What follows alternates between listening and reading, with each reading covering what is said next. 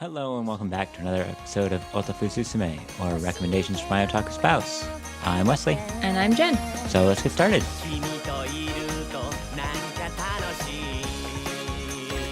Today we are back with another recommendation.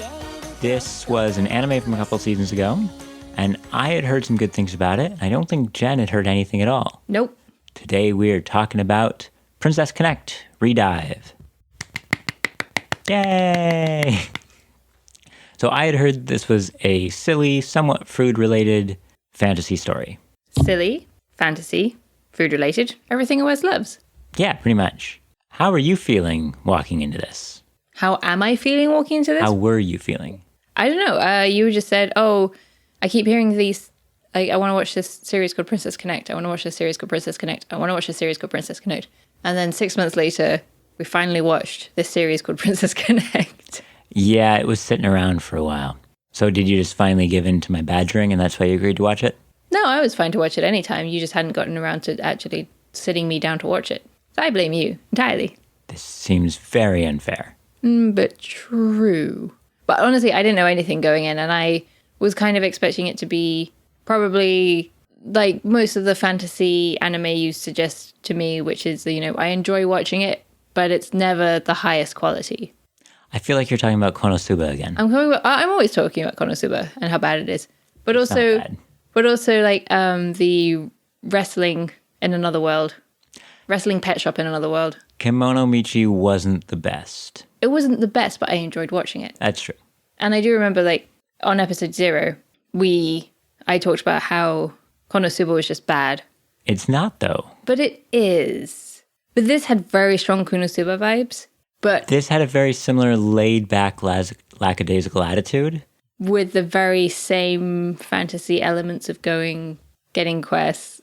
But it was a lot better. It was a lot better than KonoSuba. I enjoyed it 100 times more than KonoSuba. Yeah, it is weird how prevalent in Japanese fantasy nowadays those type of game aspects, like having an adventurer's guild and a quest board and all those sorts of things are. But I guess it made sense for this because Princess Connect Redive is based on a mobile game which was released in 2018, which is the sequel of a mobile game called Princess Connect. And then there was a manga which only has 2 volumes according to Wikipedia. And then the anime was released in 2020 and it's so good. It was really good. It was so good. It was really good. I was really, really honestly surprised at how good it was. When people were talking about a comedic fantasy with game overtones, especially when based on a mobile game, I admit I was not walking in with the highest expectations. Ha! I knew it. Unlike you, I actually really enjoy KonoSuba. And so if we had just gotten another KonoSuba-esque type thing, I think KonoSuba does what it does very well. But it's satire, so... Yeah, I would have been okay with that, but this took it... KonoSuba is very much about poking at holes in the genre. Phrasing. Yes, but it's having fun with all the trappings of the genre and making fun of it. Yes. Whereas this reveled in its place in the genre and decided to tell a wholesome, heartfelt story. And that I wasn't expecting. Yeah. Like, at all. No. Especially when your hero is your mute, amnesic, silent protagonist. Yeah, Okay, what should we go on to? Should we go into the characters or the story? Let's do characters. Characters, okay. I love the characters. Yes, the characters are fantastic. So we're introduced to the main character and he has no personality. And I think that's... But it was funny. Like, the first episode, he's just literally can't do anything and he gets dragged away by wolves multiple times. With big googly eyes. Yeah. And the elf girl who turns up to help him is like, oh no. Every single time he gets eaten by a monster. She has the best panicked expression that she puts on, every time he's eaten or anytime something out of the ordinary happens, she gets the same panicked expression. I laughed every time. I'm definitely going to put a picture in the show notes. Everyone should see this face. It's such a good face. Are you putting up her face or are you putting up the googly-eyed wolves dragging him away? Both. Good. Both are good. No, it's weird because he is the silent protagonist because I guess he's the stand-in for the player who would normally be playing the phone game. But I think looks like every other main character in a fantasy series. Yeah, I mean, Yes. Yeah, 100%. But he also, because he's amnesiac, they don't just use that as an excuse to have him be everyone. They actually fit that into his story, where he has to kind of relearn some things, but he has memories of some things also, and it's how do they come together.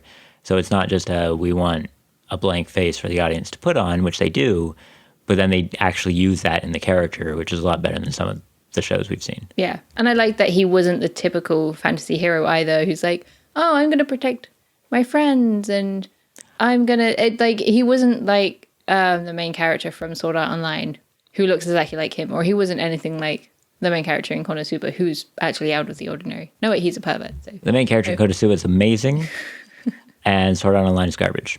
Ouch. It's not that bad. The first half of the first season was good. And it's got 4 seasons now. Oh, God, I think so. We're talking about 5. 1/8 or 1/10 of the show you just said was good. Yeah. I know Kenny likes Gun Gale Online, which is maybe Sword Art, maybe not. But if you want to listen to Kenny's take, go listen to Shinana Bros and deal with their shenanigans. Shenanigans? Yes. But no, I really, really liked the main character. I thought he was really sweet and endearing. I honestly didn't really know what to make about his like amnesiac state at first. And then it made, as you said, it made sense for his character. And he really grew on me. But he also, weirdly enough, didn't feel... It felt like all 4 of them were the main character. Yeah, 100%. He's the player character. And I guess from what I've seen, because I did a little bit of look into the game. I didn't download it. I didn't play it. I didn't go reading up too much. But I did a little bit of looking. And it's your standard gacha game, from what I can understand. You win some sort of currency that you can probably also buy. And then you put it into a fake slot machine. And out pops a girl. Wow, that sounds great. That sounds like a perfect mobile game. Yeah, that's what they're all like now. Yeah. Except for sometimes the girls are ships, and sometimes the girls are dragons. And sometimes the girls are pop stars who are amazing, and you can get different outfits from them. And oh my goodness, you are Umi is just, anyway, yeah. Sorry, what were we talking about again? Don't get back into phone games, Jen. But so from what it looks like is that you get these different girls, and then you assemble your fantasy party, and you go off and you do quests or whatever. But while you can make your own groups of them, they are all parts of different guilds. Which we saw in the anime as well. Yes. Oh, we were going through the characters. Yes. So that's why I was getting to introduce the other characters. So in the game, the 3 girls that he's with are actually a guild in the game. Mm-hmm. It wasn't just a random selection of these are the cutest girls. So is he in the game? Is he also, similar to the anime, he's in the guild with them? Or do you get to pick which guild he just goes on random quests with? I have no idea. Girls? I think you make your own party based on the girls you've got from the gacha system. But how exactly that works, with maybe they get a bonus if they're all from the same, I have no idea how that works. Again, I haven't played the game. Okay, fair I'm enough. not getting back into those. Fair enough. Phone games are the devil. Ouch. They're time sinks, is what I'm trying to say. Oh, the time sinks and the money sinks. Yes. Yes. Yes. So then we have the I mentioned before the elf girl Kokoro. Or Korosuke. Korosuke. That's what Carol calls her. Who's, again, she has the best expressions. She's very mild, softly spoken. She's a support character, so she doesn't really do anything besides follow her master around, but not in a creepy way. I was actually kind of pleasantly surprised that, I think that was also a nice surprise, was that the main character and none of the other characters fall in love with him. Yeah, it wasn't a harem anime at all. No, which I was really surprised by. Yeah. That's probably why I liked it. It was not a harem anime. Yeah, there's dozens and dozens of girls because it's a phone game, but it's not a massive, huge harem. They're just friends. Which was nice. Which never happens in Japanese anime. I mean, they never get together either, but they're never just friends. And then, of course, we have who honestly felt like the main character was Pecorina. Yes. So named because she's always peko. She's always hungry. Yes. She's so cute. I love her outfit. I really want to cosplay that. Yeah, she is the random character who shows up who's super skilled with a sword and wears a tiara, and that sword has a bite out of it, and she uses a We never find out why. I'm assuming she just took a bite one day when she was hungry. Yeah, that makes sense. I mean, it fits her character 100%, and I swear in some of the flashbacks, the sword doesn't have a bite out of it. Mm-hmm. And those aren't monster teeth. Those are very human teeth. Oh, so good. And then we've got Carol, who is like the cat mage. Yes. She has a dark past and a secret that no one can know about. She's dour and sullen, and she has an adorable staff that's got a cat carrying a little book. And she's tsundere, and she's reluctant to be in the party, but she is anyway. And it's so cute. And honestly, Pecorina and Carol carried the show more than anybody else. Really, it was the relationship between the two of them and the friction between the two of them that really drove most of the stories. Well, yeah, it also tied in most to the plot. Yeah. And the backstory. Well, I mean, Pecorina definitely had all the plot. Yeah. I don't think any of them had any backstory. Ooh, spicy. But yeah, so they form this gluttony guild. The Gourmet Guild. The Gluttony Guild? The Gourmet Guild. Their mission is to go around the world and try every food. And the way to do that is to do quests that involve helping farmers and kill off beasts that are getting in the way of food trade routes, and to kill off beasts because yummy. The Gluttony Guild. Gourmet Guild. But then through different episodes, we also get introduced to, of course, the Gatcha Girls. The Gatcha Girls. And by and large, they're kind of a one and done, but they'll show up in the background of other episodes. So it's not just a, hey, there's your favorite girl, you'll never see her again, but she might not get a full episode focus like she did. So here's the difficult question, Jen. Don't say who's best girl. Which Gatcha Girl was your favorite? God damn it. Oh, no, I know. You're about to say you didn't know, but now you know. I know. It's the ghost that loves pudding and will possess people to make them make pudding for her because she loves pudding so much. The pudding ghost was your favorite. Pudding ghost. Is this because you love pudding? It's because I love pudding, and as you pointed out, she kind of looks like a KyoAni character. I found that a lot. There was a lot of KyoAni vibes in character design in this. She definitely was the most. Every time I saw her in the opening, I was like, that's just straight up a KyoAni girl. But there was definitely some strong KyoAni vibes throughout it, including probably, it's hard to say, but who was probably my favorite Gatcha girl? Who's that? Lima. Lima's also amazing. Oh She's so fashionable. Didn't you see her ribbon? Yes, and her skirt. It's the best. Yeah. It's this, well, she's a llama or an alpaca. I think she might be an alpaca because her fur is so soft. Yeah. It's usually an alpaca when it's an anime. She's not a beast girl. She's Lima. She's a very fashionable girl. She is. She's a young amazing. lady. No, I really enjoyed the episode she was into. I like the rest of her guild, but she was a standout from her guild. Definitely. Especially because there was a sister in her guild who was also the sister of a different guild member, but they didn't look alike at all. And so they were like, that's my sister. Really? There was a bit of that.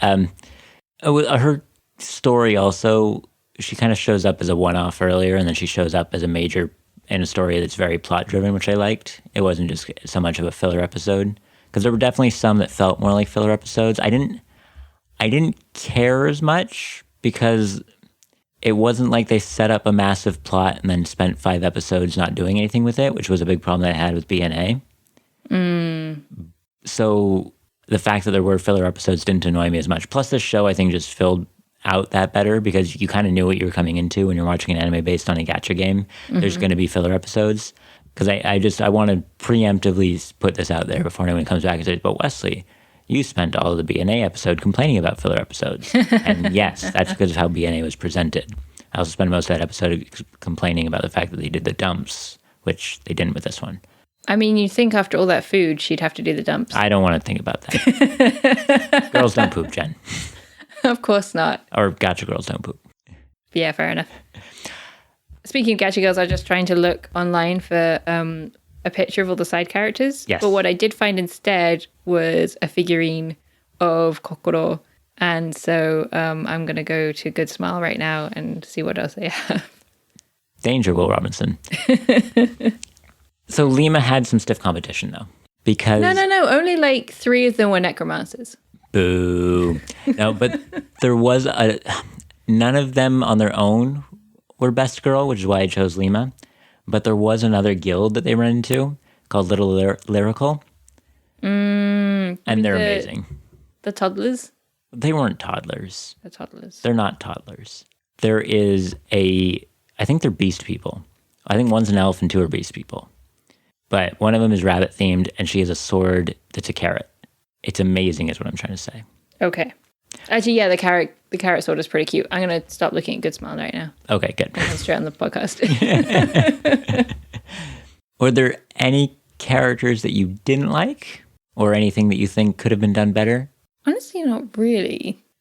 I mean, I think there was a pacing for one story halfway through that kind of it was basically a double episode because drama happened in one and then it was kind of left on a cliffhanger and then it came back and you had to save that character and the village. But maybe that was just because it was over 2 episodes and up to that point we'd always had like single episodes that told complete stories.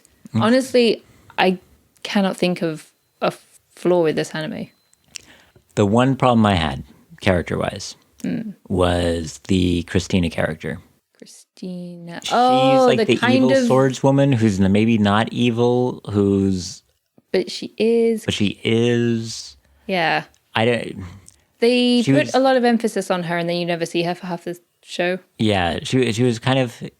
You figure she's going to have more of a tie into what's happening than she does, but she has weird hints and she might... It was very inconsistent. There's going to be a season 2, so I'm hoping they do more with her. Mm-hmm. I mean, the big benefit in her favor was that at least she didn't Captain Phasma at all, where they like build her up and then just have her get beaten off screen and you never hear from her again. No, instead actually I don't want to actually spoil it, but instead they have a really good tie-in when she comes in contact with the main characters. Yeah, she's super formidable. So I want to see more of her, and there is going to be a season 2, which is great. Woohoo! Huzzah. Which I guess leads us into story. You just said there's no flaws in the anime, so you really enjoyed the story. Yes. I also really enjoyed, as you said, I wouldn't really say they're filler episodes because it didn't feel like the anime was putting off anything. Because filler kind of feels like fluff, it feels like nothing happens. Whereas each episode kind of had a mini contained story that maybe hinted to the bigger picture. True, you do see a lot of growth among the guildmates in these stories, which is good. And as well as it helps explain the world. Like there's an adorable episode really early on. Was that the first or the second with the mushrooms? I think that's the first because they want to... No, the first one is where Pecorine loses her sword. The second one is with the mushrooms when they meet Pecorine, I think. Yes. So in that episode, I guess that's more of a world-building episode. It's probably one of my favorites in that they're fighting these giant evil mushrooms that one of them has like the pompadour. It's like a pompadour mushroom. Yeah, I was actually really surprised that each mushroom had its own design. Yeah. And they were cute. And there's like the little tiny mushroom who they're going to help, and then it turns out he's evil and he's going to suck the brain out. And Pecorina just ate him. Whoops. Yeah. So good. Well, that's what she said. Exactly, yeah. She was like, they're good raw as well. Yeah. Nice tasty little mushroom and tasty giant mushrooms, I suppose. Actually, I was really surprised by how good the animation was. That's one of my complaints about KonoSuba was the animation is absolute garbage. But that's really harsh. It's not the best animation in KonoSuba. It's the worst animation in KonoSuba. It's not the worst animation in KonoSuba. Oh, sorry. It's even worse than the worst. Oh, my Absolutely goodness. Right. We are getting off the subject here. but this did have really good animation. And really good music. A realistic fantasy setting. I kept feeling like I was hearing other songs in the music. Like multiple episodes, including in the final episode that we just finished. I never had that. I would hear a song and immediately hear another song in it. It was the weirdest thing for me because I kept like almost wanting to hum along to a song that wasn't playing. It was maybe it was just me, but it was super weird and it kept happening in multiple episodes. You're a strange Wesley. I am a very strange Wesley. But sorry, I got distracted from the story. Was there anything else in the story? So the last couple episodes, you kind of, as we were saying, they kind of hint at this bigger thing that's going on in a few episodes, but they don't really focus it on too much, so you don't really feel like they're putting it off. Plus, they're giving you enough drip feed as you go along that it works out, and then it kind of culminates in the last couple episodes. But it doesn't conclude in the last couple episodes. Mm-hmm. Which, so like as soon as it finished, you were saying... When's season 2? When's season 2? And I'm going, is there a season 2? And we look it up, and... Season 2. There's going to be a season 2, which is great.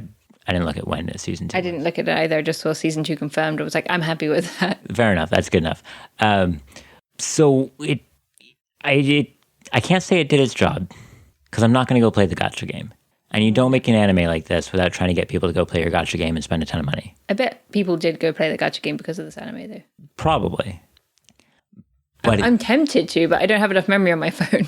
Hooray! Hooray! Jen has no memory. Wait. And your phone doesn't either. Yay! So I guess in that way it didn't work, but it does really, really make me want more of it, which is what I'm always looking for in a story. Even when a story, I don't know, it's just how my head works. Even when a story like wraps up perfectly, I still want more of it. You know, If like it's good. if it's good. Like if you're reading a book and it's super good and you get to the end of it, you're just like, I'm really, really satisfied with how this ended, but this was so good that I want more of it.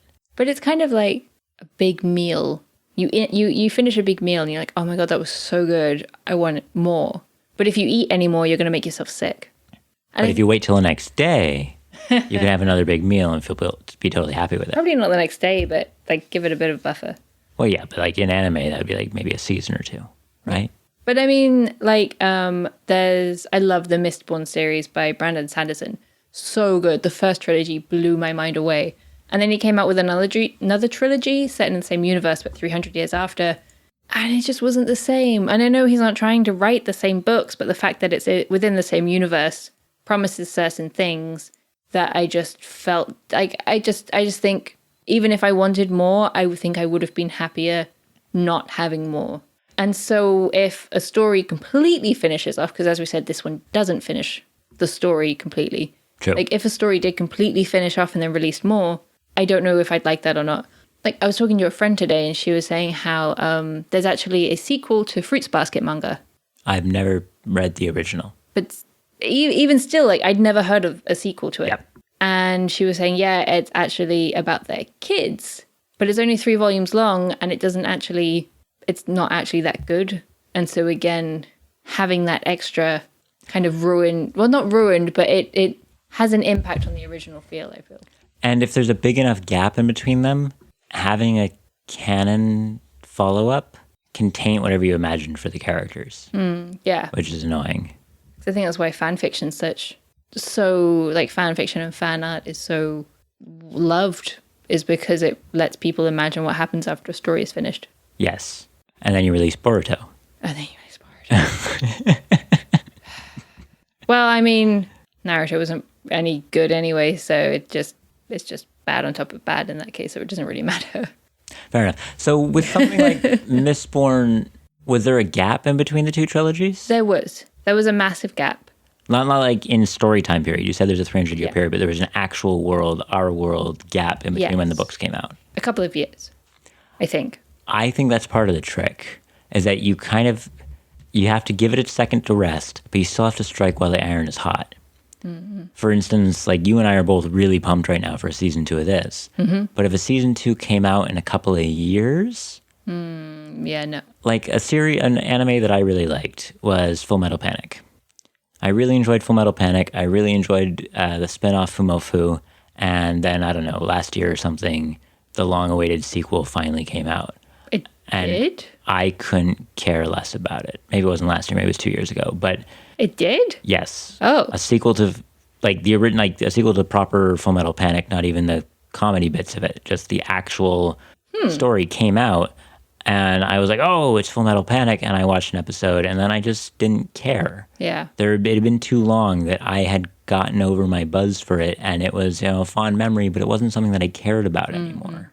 Kind of like Furikuri. That also came out with... Shoot, that came out with 2 more seasons and I didn't watch either of them.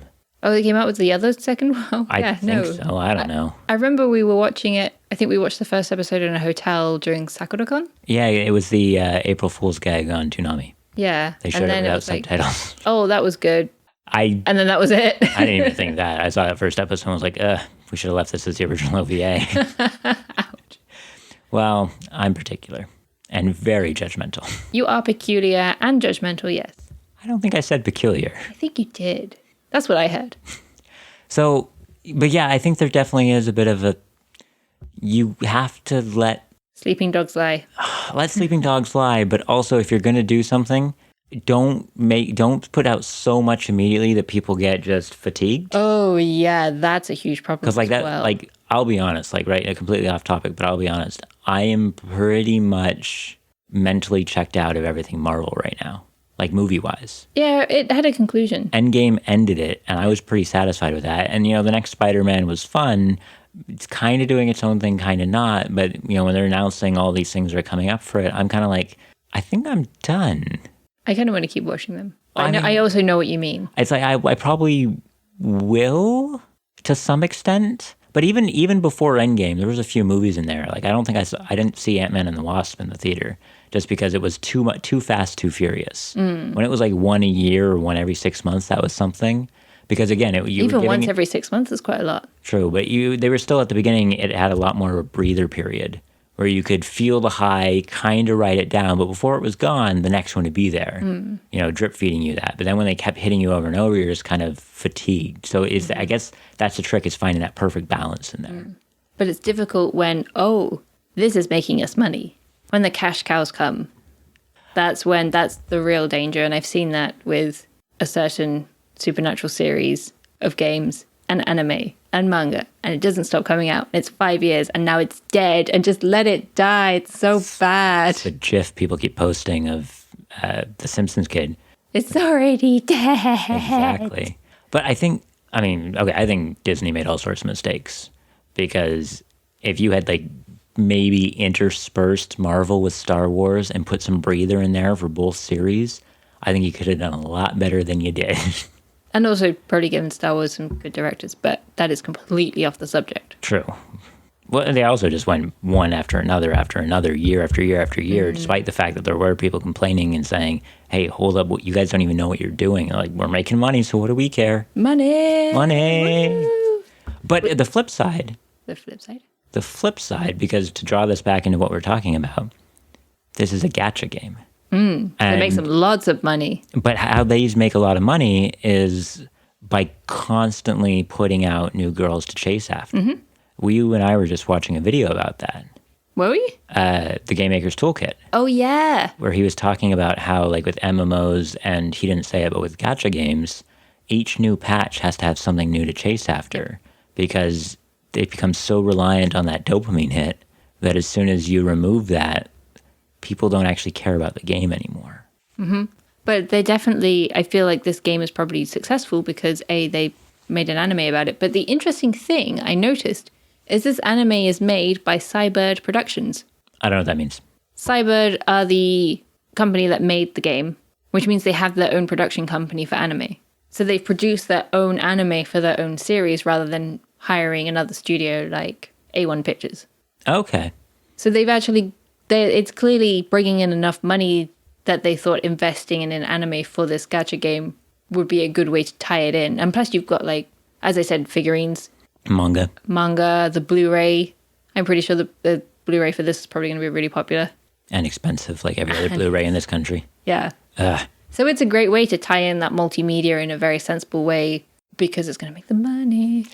And I think diversifying that way is a bit better because you're getting different hits. Sorry, to continue with my drug allegory here. Yeah, but gacha games are a drug. That's how they work, is it's that dopamine hit. But because it's coming different ways. It's not like, to borrow another one, Token Rambu, which is the one about swords becoming pretty boys. That one had 2 anime in the same season. Did it? Yes. Wow. When that one had an anime come out, they had 2 anime in the same season come out. That's a little much. And that's just, you're splitting your own base in a way. It's too much I guess for the diehards, it's never enough. But to anyone else, it's just too much in one go. It doesn't work. I guess also another reason I was actually going back to this anime skeptical of it originally is because you said it was based on a mobile game. And as I said, anime spin-offs of games tend to be really bad because they know they don't have to put as much effort in order to get it to be, like, at least get it to sell because you have, as you said, your diehard fans. But I feel like this was definitely catered to people who weren't into the game, but can also be enjoyed by people who are into the game because you had your drops of all your every single, like, gacha girl. Yeah.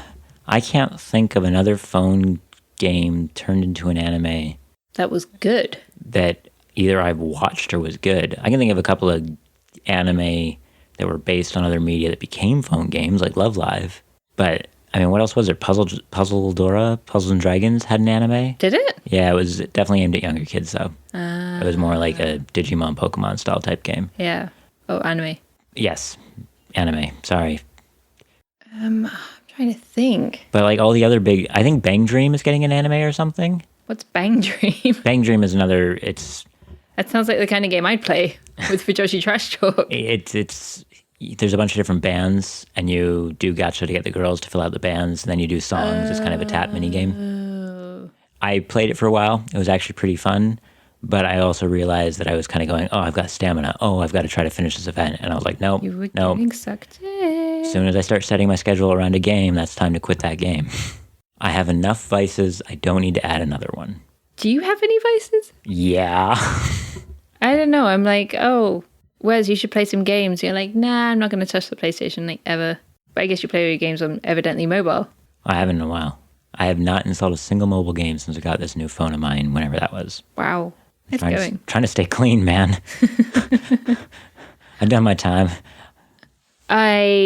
Google is rubbish because I'm trying to look up other mobile games or anime that are based on mobile games, but it's giving me mobile games that are based on anime instead. Yeah, I think Bang Dream got one, but that's really the only other one that I might go check out. But even still, you're trying to balance a cast of A bajillion. however many characters it is. Now, in that one, you only have the certain number of bands, so there's only a certain number of girls, whatever. But it's still,